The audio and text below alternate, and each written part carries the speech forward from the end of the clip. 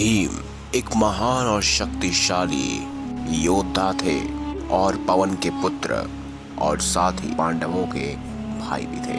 लेकिन दोस्तों, आखिर ऐसी कौन सी खास घटना उनके साथ घटी कि उनके शरीर में 10,000 हाथियों का बल समा गया। चलिए जानते हैं आज की इस खास वीडियो में। आप देख रहे हैं द भक्ति।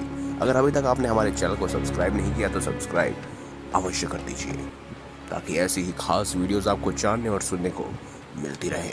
पांडु पुत्र भीम के बारे में माना जाता है कि उसमें 10,000 हाथियों का बल था, जिसके चलते एक बार तो उसने अकेले ही नर्मदा नदी का प्रवाह रोक दिया। लेकिन भीम में यह 10,000 हाथियों का बल आया कैसे, इसके पीछे भी एक रोचक कहानी है। कौरवों का जन्म हस्तिनापुर में हुआ, जबकि पांडवों का जन्म वन में हुआ। पांडवों के जन्म के कुछ वर्ष पश्चात पांडवों का निधन हो गया। पांडु की मृत्यु के बाद वन में रहने वाले साधुओं ने विचार किया कि पांडुओं के पुत्र अस्थि तथा पत्नी को हस्तिनापुर भेज देना चाहिए।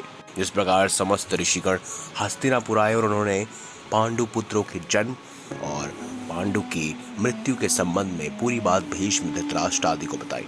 भीष्म को जब यह बात पता चली तो उन्होंने कुंती सहित 5 पांडवों को हस्तिनापुर बुला लिया। हस्तिनापुर में आने के बाद पांडवों का वैदिक संस्कार उत्पन्न हुआ। पांडव और कौरव साथ में खेलने लगे। दौड़ने में, निशाना लगाने में और कुश्ती आदि में सभी खेलों में भीष्म सभी धृतराष्ट्र पुत्रों को हरा देते थे। भीमसेन कौरवों से होड़ के कारण ही ऐसा करते थे, लेकिन उनके मन में कोई और वैर भाव नहीं था। परंतु दुर्योधन के मन में भीष्म सेन के प्रति दुर्भावना पैदा हो गई। तब उसने उचित अवसर मिलने पर भीम को मारने का विचार किया। दुर्योधन ने एक बार खेलने के लिए गंगा तट पर शिविर लगाया। उसका नाम रखा गया उत्क्रीडन। वहाँ खाने पीने इत्यादि की सभी सुविधाएं भी थी। दुर्योधन ने पांडवों को भी बुलाया। एक दिन मौका पाकर दुर्योधन ने भीम के भोजन में विष मिला दिया। विष के असर से जब भीम अचेत हो गया तो दुर्योधन ने दुशासन के साथ मिलकर उसे गंगा में डाल दिया। भीम इसी अवस्था में नागलोक पहुंच गया। वहां सांपों ने भी भीम को खूब डसा, जिसके प्रभाव से विष का असर कम हो गया। जब भीष्म को होश आया तो वह सर्पों को मारने लगे। सभी सर्प डर कर नागराज वासुकी के पास गए और पूरी बात बताई। तब वासुकी स्वयं भीमसेन के पास गए। उनके साथ आर्यक नाग ने भीम को पहचान लिया। आर्यक नाग भीम के नाना का नाना था। वह भीम से बड़े प्रेम से मिले। तब आर्यक ने वासुकी से कहा कि भीम को उन कुंडों का रस पीने की आज्ञा दी जाए जिनमें 1000 हाथियों का बल है। वासुकी ने इसकी स्वीकृति दी थी। तब भीम 8 कुंड पीकर एक दिव्य शैया पर सो गए। जब दुर्योधन ने भीम को विष देकर गंगा में फेंक दिया था तो उसे बड़ा हर्ष हुआ।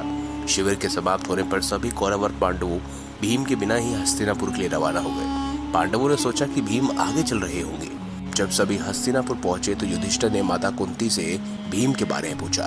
तब कुंती ने भीम के न लौटने की बात कही। सभी बात जानकर कुंती व्याकुल हो गई। तब उन्होंने विदुर को बुलाया और भीम को ढूंढने के लिए कहा। तब विदुर ने अपनी सांत्वना दी और सैनिकों को भीम को ढूंढने के लिए भेजा। उधर नागलोक में भीम 8वें दिन रस पर जाने पर जागे। तब नागों ने भीम को गंगा के बाहर छोड़ दिया। जब भीम सही सलामत हस्तिनापुर पहुंचे तो सभी को बड़ा संतोष हुआ। तब भीम ने माता कुंती और अपने भाइयों के सामने दुर्योधन द्वारा विष देकर गंगा में फेंकने और नागलोक में क्या क्या हुआ यह सब बताया। युधिष्ठिर ने भीम से कहा, यह बात किसी और को नहीं बताएं। फिर क्या, भीम के अंदर 10,000 हाथियों का बल समा गया और इस वजह से भीमसेन बहुत ही शक्तिशाली हो गए।